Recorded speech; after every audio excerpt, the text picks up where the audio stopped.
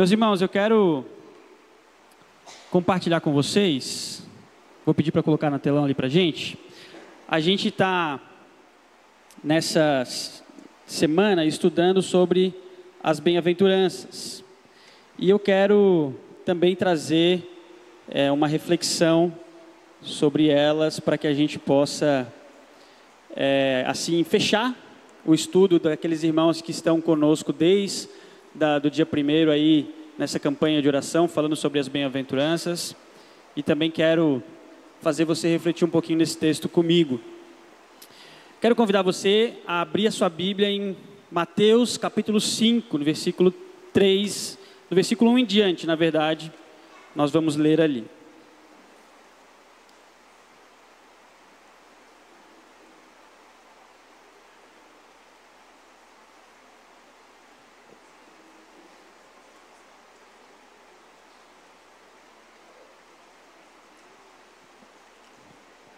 Mateus capítulo 5, a partir do versículo 1. Acharam? Posso ler?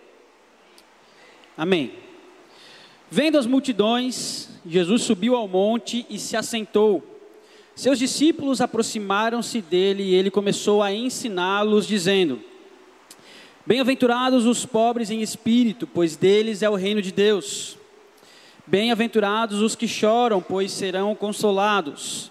Bem-aventurados os humildes, pois eles receberão a terra por herança. Bem-aventurados os que têm fome e sede de justiça, pois serão satisfeitos. Bem-aventurados os misericordiosos, pois obterão misericórdia. Bem-aventurados os puros de coração, pois verão a Deus. Bem-aventurados os pacificadores, pois serão chamados filhos de Deus. Bem-aventurados os perseguidos por causa da justiça, pois deles é o reino dos céus. E aí no versículo 11, bem-aventurados serão vocês, quando por minha causa os insultarem, os perseguirem, e levantarem todo tipo de calúnia contra vocês. Versículo 12, alegrem-se e regozijem-se, porque grande é a sua recompensa nos céus, pois da mesma forma perseguiram os profetas que viveram antes de vocês. Amém? Eu quero falar sobre esse texto porque aqui Jesus inicia o seu principal sermão. Ele começa a falar, a ensinar os seus discípulos sobre o Sermão do Monte. E é um sermão completíssimo, que ensina muito ou tudo que a gente precisa saber sobre a vida cristã.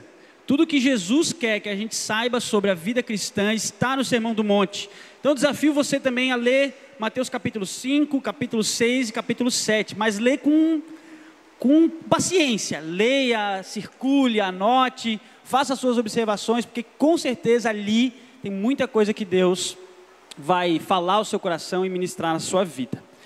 Por hora eu quero falar só sobre as bem-aventuranças, também fechar, dar um panorama geral das bem-aventuranças e fechar essa série que a gente está tendo no início do ano. E a primeira pergunta que fica é: para quem serve as bem-aventuranças? Porque a gente lê o texto e a gente precisa entender que Jesus direciona o Sermão do Monte a um grupo específico de pessoas. Jesus não direciona, todo mundo pode ouvir o Sermão do Monte, mas a mensagem do Sermão do Monte não vai fazer morada no coração de todo mundo. Isso é importante a gente refletir. E eu não estou falando isso da minha cabeça, eu não estou achando isso. Eu estou falando isso porque a Bíblia mostra dessa forma, e às vezes esses detalhes passam despercebidos. Eu sempre gosto de falar isso, que os detalhes passam despercebidos às vezes quando a gente está lendo a Bíblia. E aqui nesse texto, logo no início, a gente percebe para quem é direcionado todo o Sermão do Monte.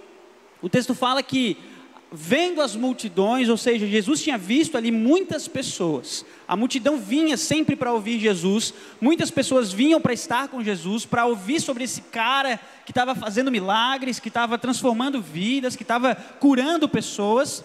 Então a fama de Jesus atraía as pessoas para si, nesse primeiro momento da sua vida ministerial. Quando Jesus vê isso, ele sobe ao monte para ficar mais visível e se assenta. Mas quando Jesus se assenta, os discípulos se aproximam dele e ele começa a ensinar os discípulos. Então Jesus começa a falar do Sermão do Monte para os seus discípulos. Por quê? Porque o próprio Sermão do Monte traz desafios que a gente vai ler e vai ver, não hoje, mas você vai ver isso na sua vida, que não é qualquer pessoa que consegue assimilar a mensagem de Jesus. Não é qualquer pessoa da nossa cultura moderna hoje em dia que consegue assimilar o que Jesus está falando no Sermão do Monte. Por isso é importante a gente saber que o Sermão do Monte ele é direcionado para um grupo específico de pessoas. E quem são esse grupo específico de pessoas? Os discípulos.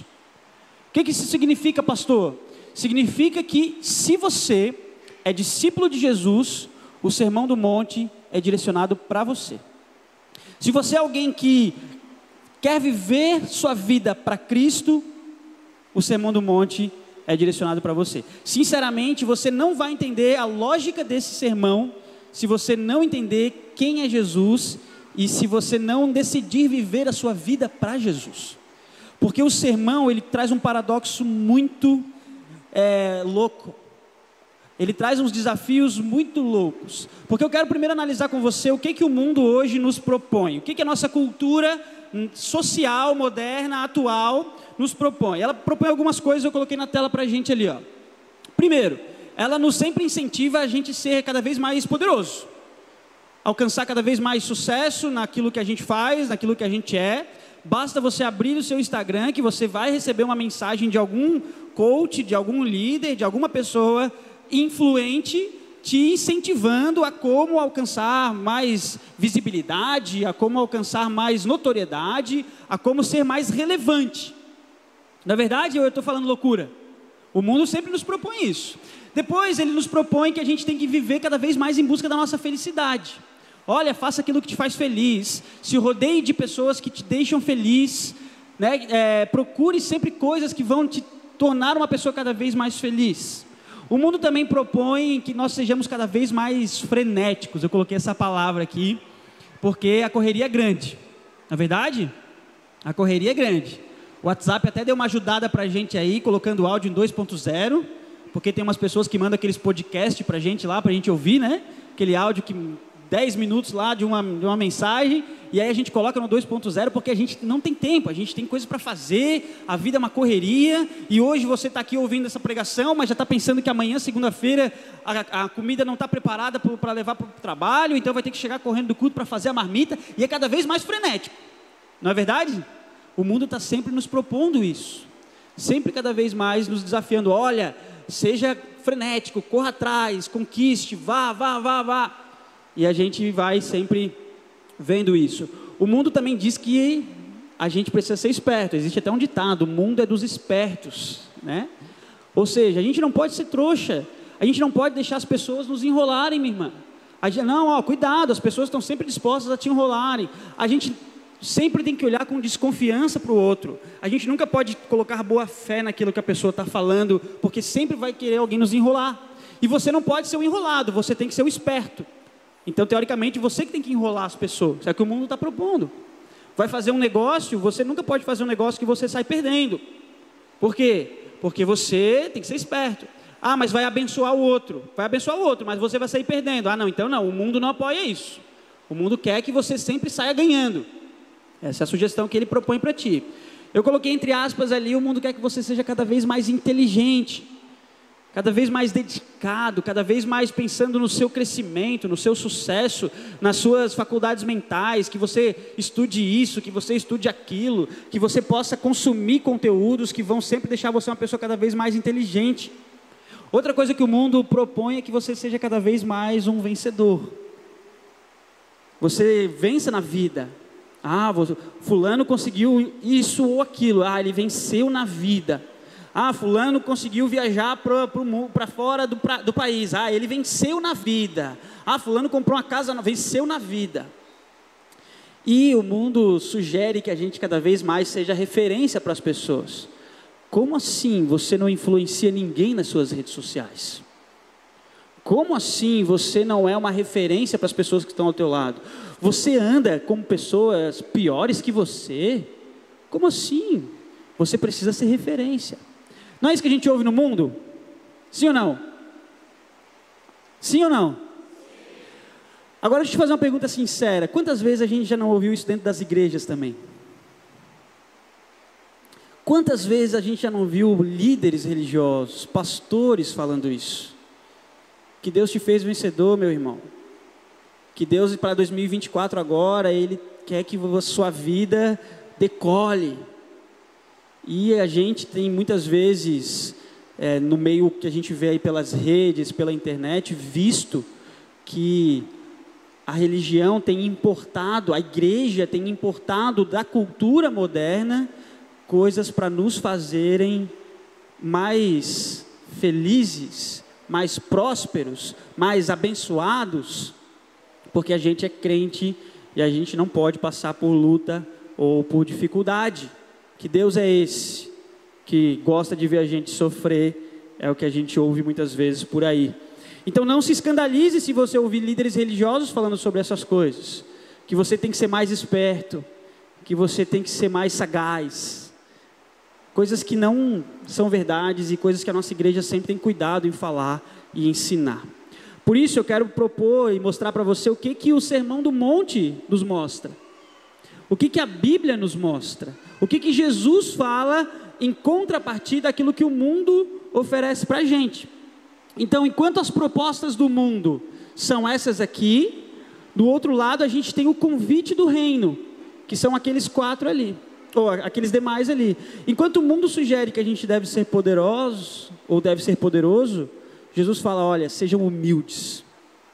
Sejam, em algumas versões na Bíblia de vocês está pobres de espírito, e eu vou usar essa expressão aí, pobres de espírito, no decorrer da mensagem.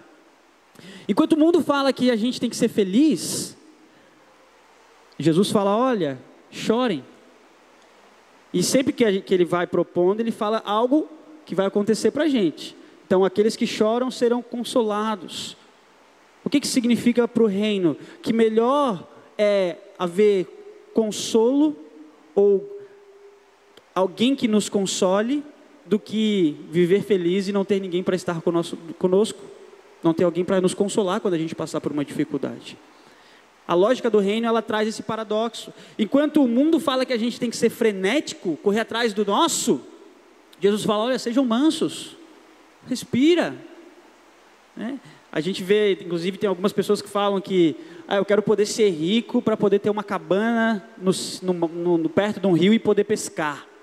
E aí o tiozinho que já mora no sítio há 60 anos, que só faz isso a vida inteira, faz isso e não tem toda a fortuna que esse cara quer ter. Então, essa vida frenética, às vezes, não vai levar a nada. E por isso que Jesus fala, olha, sejam mansos. Vai com calma, reflita, pense, descanse. Depois, sejam honestos. Aqui a Bíblia usa que vocês tenham fome e sede de justiça. Eu coloquei a expressão honestos. O que é ter fome e sede de justiça? Não é reclamar do político que é ladrão, enquanto você não pratica no seu dia a dia os hábitos básicos de honestidade. Uma fila, um imposto devido, uma palavra honesta, uma palavra cumprida. A gente precisa ter fome e sede de justiça, ser honesto. O mundo fala que a gente tem que ser esperto. Olha, dá os jeitinhos aí que você puder dar. E Jesus fala, não, sejam honestos. Outra coisa, limpos de coração. Por que eu coloquei como contraponto de inteligente? Porque muitas vezes para a gente ser mais inteligente, mais ligado, a gente acaba não mantendo a pureza do nosso coração, pervertendo o nosso coração para interesses que vão nos transformar em pessoas mais inteligentes, mais espertas. Vencedores e os pacificadores. Jesus fala, olha, procure manter a paz ao invés de poder vencer. Isso funciona muito no casamento, nas discussões. Tem uma pessoa do casal que quer ser o mundano, que quer sempre vencer a discussão. E tem uma pessoa do casal que tem que ser o crente, que é quem ser o quê? O pacificador. Às vezes é melhor perder a discussão e manter a paz, do que vencer a discussão e manter a guerra. Isso serve para todas as áreas da vida. Jesus está propondo isso, olha, sejam pacificadores. Depois ele fala, a maior alegria que você pode ter como cristão é ser perseguido. Isso é algo muito difícil de a gente pregar hoje em dia. Porque você não veio aqui para ouvir que você tem que se alegrar quando for perseguido. O que você quer é ouvir, quer que eu diga para você que você vai ser uma referência lá fora e que as pessoas vão aplaudir você por onde você passar. É isso que você gostaria de ouvir muitas vezes, é isso que eu gostaria de ouvir.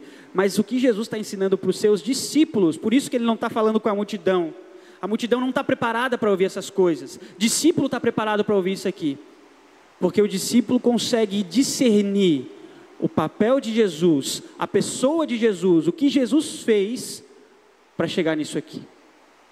Amém até aqui? Consegue entender por que o Sermão do Monte ele é direcionado para discípulo e não para a multidão? Porque a multidão está preocupada com essa coluna do lado de cá, com as propostas do mundo. Mas os filhos de Deus, os servos de Deus, os discípulos de Cristo, estão preocupados com a coluna, com o convite do reino. E é isso que a gente precisa cultivar na nossa vida. Por isso eu quero falar sobre 3 coisas que são as bem-aventuranças. E de forma geral, todas elas são isso que eu vou falar para vocês. Primeira coisa, elas são contra a cultura. Vocês acabaram de ver eu falando sobre isso. O pastor Hernandes Dias Lopes, ele diz que o Sermão do Monte, ou o reino de Deus, é um reino de ponta-cabeças. É um reino de uma pirâmide invertida, onde o topo da pirâmide, que é para ser a referência, que é para ser o destaque, na verdade é a base da pirâmide, é aquilo que alimenta toda a pirâmide. Jesus, que é para ser o Deus glorificado, exaltado, soberano, é aquele que em Filipenses capítulo 2, abre mão de toda a sua glória e vem ser um servo na base, servir, ensinar, amar, demonstrar a graça e o amor de Deus para com o povo, de uma forma que nós não esperaríamos, e muitas vezes não esperamos até hoje. É isso que ele ensina aqui. Por isso que você precisa entender que o Sermão do Monte, ele é algo contra a cultura do mundo. Olha comigo, vê se é só na minha Bíblia ou na sua também.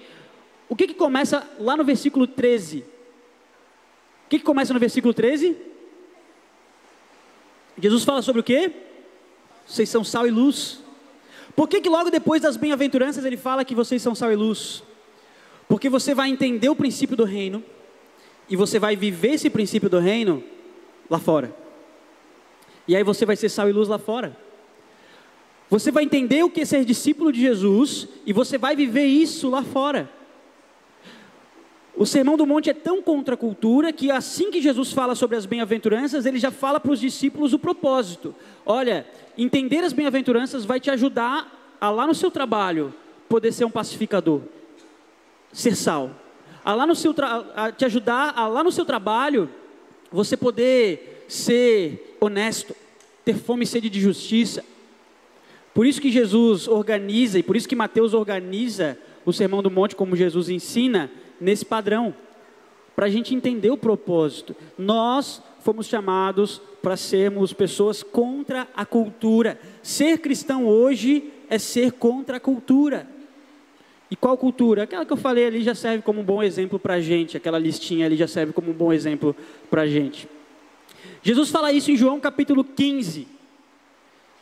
Ele fala para os discípulos depois, ele fala assim, olha, se o mundo os odeia, tenham em mente que antes me odiou. Se vocês pertencessem ao mundo, ele os amaria, como se fossem dele. Todavia, vocês não são do mundo. Irmãos, nós precisamos entender isso, de uma vez por todas. Discípulo de Jesus não namora a cultura do mundo. Discípulo de Jesus é inserido na cultura do mundo para ser sal e luz. E naturalmente o mundo não vai ficar confortável com essa nossa conduta e postura. Naturalmente o mundo não vai se agradar disso. Porque quando Jesus tomou essa mesma postura, o mundo de Jesus o odiou. Quando Jesus tomou essa mesma postura, o mundo que Jesus estava vivendo fez o que com ele? Crucificou. E aí tem alguns detalhes ali que eu vou enfatizar para você em relação às bem-aventuranças, mas um deles é que a última bem-aventurança, se você olhar na sua Bíblia, ela está organizada em forma como se fosse uma poesia, né? São do versículo 3 até o versículo 10, são todos eles organizadinhos, bem-aventurado, bem-aventurado, mas do versículo 11 muda a estrutura textual, e é a única bem-aventurança que Jesus fala do futuro, e eu vou falar isso mais para frente ali, mas já guarda isso, porque no versículo 11 ele fala, bem-aventurados serão, é a única que Jesus fala no futuro, e você já vai entender por quê. Mas entenda primeiro essa questão importante, que nós fomos chamados discípulos, entendidos discípulos, encontrados discípulos de Jesus, para sermos sal e luz no mundo. Por isso, lá no seu trabalho, lá na sua faculdade, na sua família que não teme, que não conhece a Jesus, no seu condomínio, é o lugar que você tem que ser pacificador, honesto, pobre de espírito. Isso vai cada vez mais fazer com que o propósito de Jesus com a multidão seja cumprido. Por que Jesus não fala que a multidão tem que ser isso? Porque a multidão não é capaz. A multidão não consegue entender o reino. Era como se Jesus estivesse desperdiçando o sermão dele com uma multidão. Agora ele fala para os seus discípulos, ele fala, olha, isso serve para vocês. É por isso que ele está falando conosco hoje. Igreja, isso serve para nós. As bem-aventuranças servem para nós. Porque lá no meio da multidão, a gente vai conseguir fazer com que o nome de Jesus seja glorificado e engrandecido. Amém? Amém. Outra característica importante das bem-aventuranças é que elas fluem de dentro. Isso é muito bom de saber. Porque se você for olhar aquela lista que eu coloquei ali, todas aquelas características, como proposta do mundo, elas são sempre resultado de um fator externo. Vou deixar isso claro para você. Eu gosto muito de falar sobre isso e você já deve saber onde eu vou chegar. Mas por quê? Porque o mundo, quando propõe que você deve ser feliz, você tem que encontrar algo lá fora que vai fazer você ser feliz aqui dentro. Agora, o que Jesus fala aqui, ele fala assim, bem-aventurados os que choram, porque serão consolados. O choro é algo que flui de dentro. Ele fala, bem-aventurados os pobres de espírito. A gente vai falar sobre o que é ser pobre de espírito daqui a pouco, mas é algo que vem de dentro. Ele fala depois, bem-aventurados os que têm fome e sede de justiça. Você precisa que um fator externo te torne honesto? Você precisa primeiro que os políticos sejam honestos para depois você ser honesto? Ou você tem que ser honesto você mesmo, independente do que o mundo está vivendo aí fora? Está entendendo o que eu estou falando em relação ao Sermão do Monte? Em relação às bem-aventuranças? As bem-aventuranças, elas fluem de dentro. Se elas fluem de dentro, partimos do princípio que todas elas são atitudes racionais que a gente precisa ter, arbitrariamente, decisões que a gente tem que tomar para que aconteçam, independente do ambiente que a gente estiver.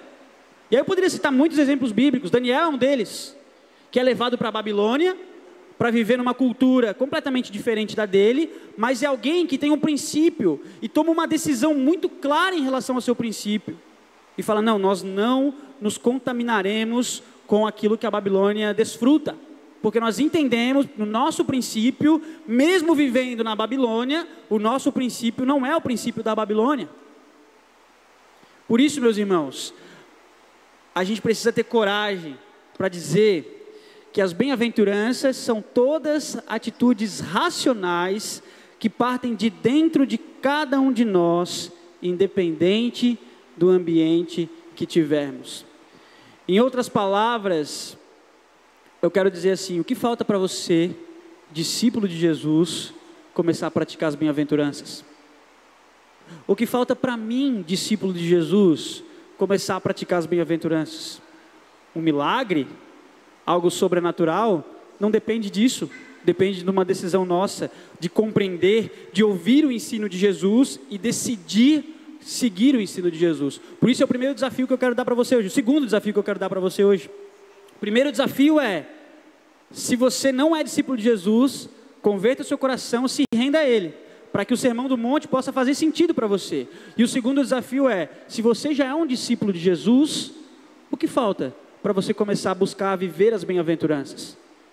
Ah não, quando o pastor me der a bênção apostólica da bem-aventurança, eu vou receber ela.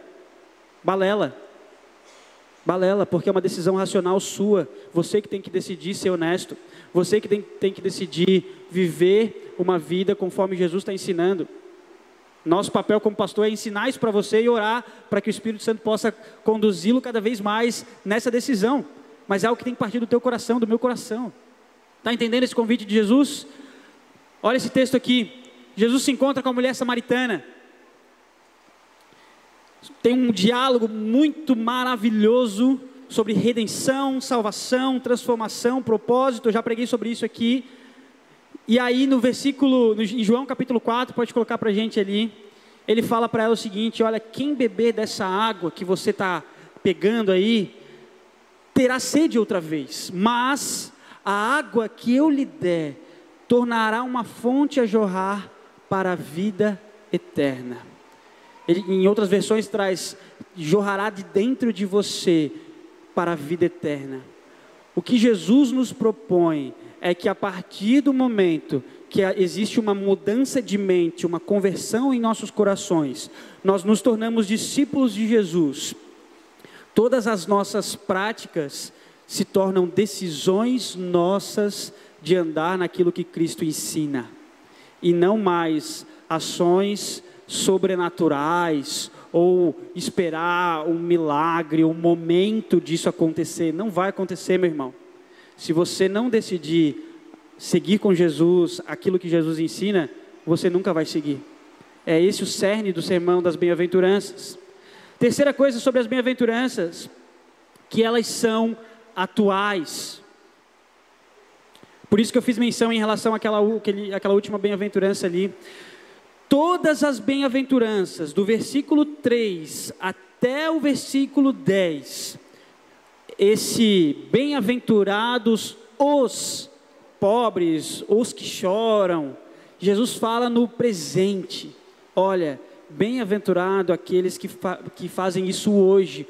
Por isso é mais uma confirmação de que você não pode esperar algo sobrenatural acontecer para você começar a viver as bem-aventuranças. Você precisa ter, desculpa a expressão, eu preciso ter, vou falar de mim, né? Porque aí fica mais fácil de você entender e você não se ofender. Mas eu preciso ter vergonha na cara para começar a viver as bem-aventuranças. Eu preciso ter vergonha na cara para ser pobre de espírito, para ser manso, para ser pacificador, para ser humilde. Eu preciso ter vergonha na cara, eu não preciso esperar um milagre acontecer. Entende? Esse desafio que Jesus faz. Muitas vezes a gente entende as bem-aventuranças como uma promessa. E aí a promessa é o seguinte, vou dar um exemplo aqui, vou ler o versículo 7. Ele fala: bem-aventurados os misericordiosos, pois obterão misericórdia. Qual é a promessa aqui? A promessa é: obterão misericórdia. Por quê? Porque você é misericordioso. Mas entenda, olha só que interessante agora, por isso que essa promessa, ela tem uma característica legal, que ela não é só uma recompensa. Essa promessa é uma reação. Isso não está no slide, isso aí fluiu do meu coração agora. Essa promessa é uma reação. O que significa isso, pastor? A promessa de Jesus para os discípulos é simples. Se hoje vocês começarem a ser misericordiosos, naturalmente a reação que eu, Deus, vou ter com vocês é de ter misericórdia com vocês. Então não é uma promessa para o futuro, não é uma promessa como recompensa. Então se eu for misericordioso, a recompensa é não, porque não se trata de uma recompensa, se trata de uma reação de Jesus para conosco. Se você ser pobre de espírito, o versículo 3, se você ser pobre de espírito, você obterá o reino dos céus. É uma reação. E quando que eu vou obter o reino dos céus? Lá na eternidade? Não, porque uma vez que você começar a ser pobre de espírito agora, você já vai viver como um agente do reino agora, e o reino já vai habitar em você, você já vai ser um representante do reino agora.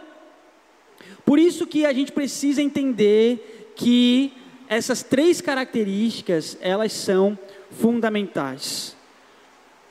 Você não é crente para você mesmo, e por isso é odiado pelo mundo, que na verdade é o local onde você vai fazer a diferença. Eu não coloquei ali, mas eu quero voltar um pouquinho nas três bem-aventuranças. Volta um pouquinho para mim, só para a gente revisar elas. Primeira, contra a cultura. Segunda, flui de dentro. E terceira, elas são atuais. Porque o mundo nos propõe que a gente tem que obter cada vez mais para a gente. Mas as bem-aventuranças de Jesus propõem que a gente cada vez mais tem que servir ao reino, servir ao outro. E todas elas aqui são decisões que vão influenciar as pessoas ao nosso redor e não só a gente mesmo. Por isso que é difícil de lidar também. Por isso que é difícil de aceitar também. Continuando aqui. A principal bem-aventurança. Essa é a segunda parte. A primeira parte é um panorama geral de todas as bem-aventuranças e as características de cada uma delas, que são essas três que eu falei. Agora eu quero falar sobre a principal delas, que é a que Jesus começa falando. Porque das 8 bem-aventuranças que estão citadas aqui, Jesus escolhe começar com essa: pobres de espírito. Por quê? Porque, olha o versículo ali, o versículo fala assim, ó: bem-aventurados os pobres de espírito, pois deles é o reino dos céus. A palavra pobres ali, ela é uma expressão chamada ptosso, no grego ptosso, e significa destituído, rastejar, aquele que está desamparado.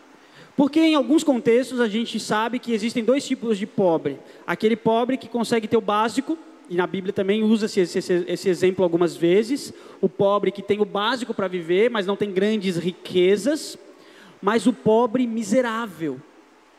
É esse miserável que Jesus está se referindo aqui. É aquele que decide abrir mão de tudo. É aquele que decide se render. É aquele que decide, que toma uma atitude no sentido de que fala assim: olha, eu não tenho condição. Eu não posso, eu não consigo, eu não possuo, eu não faço nada a respeito de quem eu sou, porque eu não tenho nada. Eu estou rastejando, eu estou desamparado, eu estou pobre. E aí, Jesus fala que esse pobre, ele tem que ter algo, tem que ser de alguma coisa, não pode ser só pobre de maré. Ele tem que ser pobre de espírito. E a expressão espírito ali, ela é uma expressão grega chamada pneuma, que ela é tanto usada para o Espírito de Cristo, o Espírito de Deus, o Espírito Santo, mas também ela é usada como essa expressão aqui embaixo, aqui que vai aparecer para a gente, que é a capacidade que nós temos de agir, a nossa capacidade de decidir. Sabe quando você ouve aquela mensagem motivacional que as pessoas falam assim: olha, coloque isso no seu espírito, e o seu espírito vai fazer você acordar de manhã, ir para a academia, e tal e tal. É aquela capacidade de agir, é aquela capacidade de decidir. O que Jesus está falando na principal bem-aventurança, ele fala assim: olha, você tem que ser alguém destituído de uma capacidade de agir. Como assim, pastor? Vamos chegar lá. Você tem que ser alguém destituído de uma capacidade de tomar decisões. Para que o reino de Deus seja efetivo na sua vida, você precisa ser alguém que não tenha condições de ter algum direito desse reino. Você tem que ser alguém que reconhece que esse reino é dado por Jesus, que esse reino vem de Jesus e que esse reino é feito e é nos dado através do sacrifício de Jesus na cruz. Por isso que a expressão pobre de espírito ou humilde de espírito em algumas versões, ela traz essa menção. Eu, quando me torno alguém que reconheço, que dobro os meus joelhos e falo: Senhor Jesus, 2024 não vai andar se o Senhor não estiver comigo, eu sou pobre de espírito. Senhor Jesus, meu negócio não vai para frente se o Senhor não estiver comigo, eu sou pobre de espírito. Mas antes de falar sobre o que é ser pobre de espírito, eu quero destacar contigo o que não é ser pobre de espírito, para ficar bem claro para a gente também isso. Primeiro, depender das riquezas. Muitos de nós nos apoiamos nas nossas riquezas para poder garantir para nós aquilo que a gente quer para viver. E Jesus fala: olha, se você é pobre de espírito, não dependa das suas riquezas. O diálogo que Jesus tem com o jovem rico, a Emily está até rindo ali porque ela sabia que eu ia mencionar isso, porque eu sempre menciono o jovem rico. O diálogo que Jesus tem com o jovem rico fala sobre isso aqui. Ah, pastor, então quer dizer que a gente tem que fazer um voto de pobreza?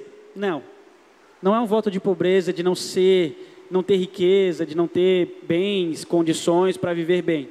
O fato é que você não pode se apoiar sobre essas riquezas. Você não pode ser o tio Patinhas gospel, aquele que vive sentado em cima das suas moedinhas e fala, aqui eu estou seguro.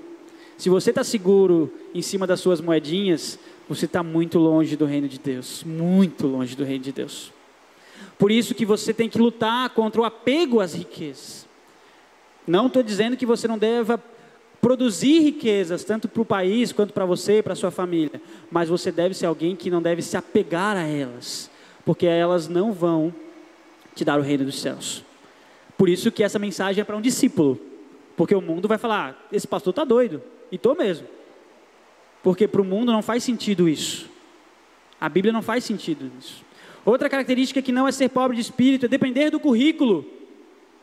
Não, mas veja, esses dias eu vi um vídeo até numa igreja, que eles foram introduzir um pastor, não sei quantos de vocês viram esse vídeo na internet, que o pastor, tipo, como o pastor Jonas, né? O pastor Taveira vai pregar aqui, meus irmãos. Amém. O pastor Taveira vai pregar aqui, me dá o microfone e começa a pregar.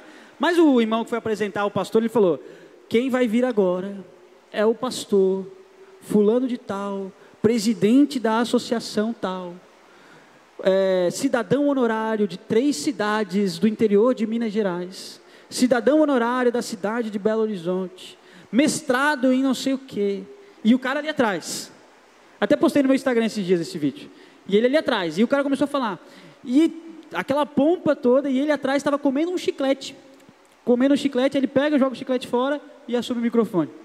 Eu falei, brincadeira, o homem dando todo o currículo e ele lá atrás, sem educação nenhuma, comendo chiclete ainda, para falar com a plateia. Não dá para a gente depender do nosso currículo, gente. Não dá. Ah, pastor, então está dizendo que eu não preciso estudar. Se você está entendendo isso é porque você vive na cultura do mundo. O que eu estou querendo dizer para você é que o teu currículo não te dá o reino dos céus. Ser pobre de espírito te dá o reino dos céus. Quantos de vocês têm estudo, currículo, mestrado, doutorado, 3, 4, 15 faculdades e são servos do Senhor, humildes, fiéis ao Senhor, tementes a Deus? Isso é que vale. Agora não dá para você inflar o seu peito, não dá para eu inflar o meu peito e falar, eu sou isso, eu sou aquilo. Porque quando você se apoia no seu currículo, você também está longe do reino de Deus, você também está longe da presença do Senhor Jesus. O que não é ser pobre de espírito? Correr atrás dos prazeres, meus irmãos. Ser pobre do espírito não é correr atrás dos prazeres. E aí é uma mensagem para nós jovens, para nós adultos, de forma geral. Os prazeres desse mundo não valem a bênção de pertencer ao reino de Deus. Por isso que o mantra, o lema de vou aproveitar enquanto eu posso, não combina com o discípulo de Jesus.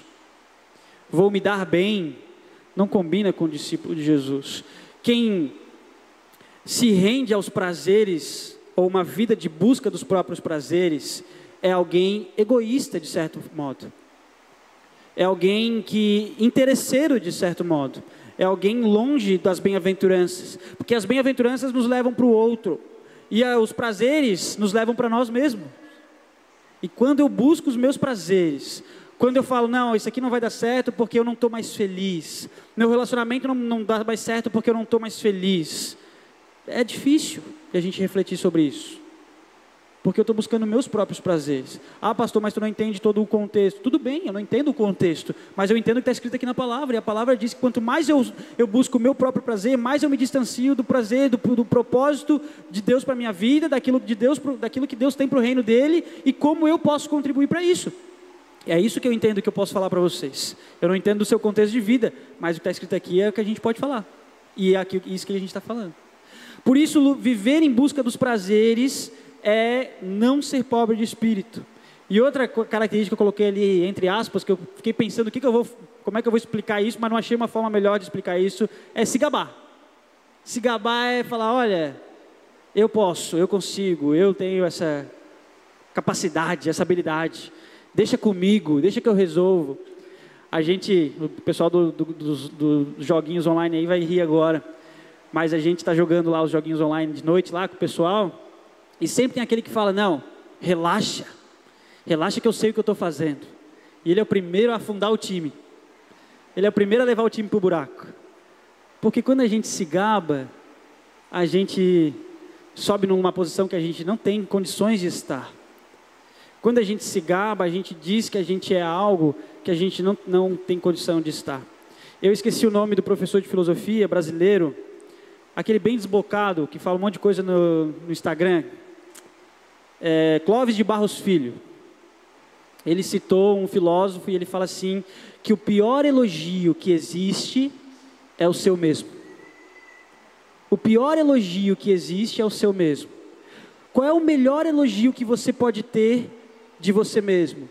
Aquele mais distante, aquele mais longe, daquela pessoa que você não conhece. Porque o elogio de quem você não conhece é um elogio de que aquilo que você fez chegou lá longe. O que você construiu chegou lá longe, ao ponto de pessoas que nem te conhecem admirarem o que você faz. Agora, quando você fala assim, olha o que eu construí, olha o que eu fiz, esse elogio não vale de nada. Por isso que os dois piores elogios são o da mãe e o seu mesmo. Porque a mãe sempre vai te elogiar, né? Ah, filho, não, ficou lindo, filho, parabéns. É aquele elogio motivacional. É o elogio para te fazer desenvolver, crescer. Agora, um elogio no contexto social, que vai ser relevante na sua vida, cada vez mais distante. Por isso não se gabe. Qual contribuição você deu? Essa é uma pergunta para você refletir. Qual contribuição você deu para que Jesus descesse do céu e morresse na cruz no seu lugar? Qual contribuição? Jesus olhou para o taveiro e falou, esse menino merece. Olha só a conduta dele. Olha como ele é um crente. Não, por causa dele eu vou descer e vou morrer lá na cruz para salvar ele. Não. Por isso a gente não pode se gabar. A gente, quando se gaba, se torna alguém cada vez mais longe do reino de Deus. Paulo fala de Jesus em relação a isso. O maior exemplo está em Jesus Cristo. Filipenses capítulo 3, versículo 8, Paulo fala como Jesus transformou a vida dele, e ele cita a mudança que ele teve. Ele fala, olha, mais do que isso, eu considero tudo como perda, comparado à suprema grandeza do conhecimento de Cristo Jesus, o meu Senhor. Senhor aqui, kurios é o Senhor, é aquele que tem autoridade. Quando eu chamo alguém de meu Senhor, eu automaticamente me coloco numa posição de servo, de pitosso, de alguém que não tem autonomia, de alguém que depende do outro. E Paulo está falando isso, ele está falando, olha, eu coloco Jesus como meu kurios, como meu Senhor. Por quem perdi todas as coisas, eu as considero como esterco para ganhar a Cristo. Pobre de espírito é alguém que segue o exemplo do apóstolo Paulo. Você pode ser pobre de espírito sendo milionário. Você pode ser pobre de espírito sendo pobre de maré. Você pode ser pobre de espírito sendo um doutor, um pós-graduado. Você pode ser um pobre de espírito tendo o ensino fundamental, ou mesmo sendo analfabeto. A nossa condição terrena é completamente diferente, Beto, daquilo que Deus condiz, ou daquilo que o reino quer para as nossas vidas. E aí eu quero frisar isso com você. Ser pobre de espírito não é fazer voto de pobreza. De novo, não entenda errado o conceito de ser pobre de espírito. Não é fazer voto de pobreza, é viver na dependência de Deus, mesmo tendo condições para viver por conta. É entender que o reino é daqueles que se dobram aos pés de Jesus. Amém? Para encerrar, eu quero fazer uma comparação de como o pobre de espírito ele é tão relevante, e eu digo que é a bem-aventurança mais importante. Porque se você não for pobre de espírito, você não vai ser capaz de chorar.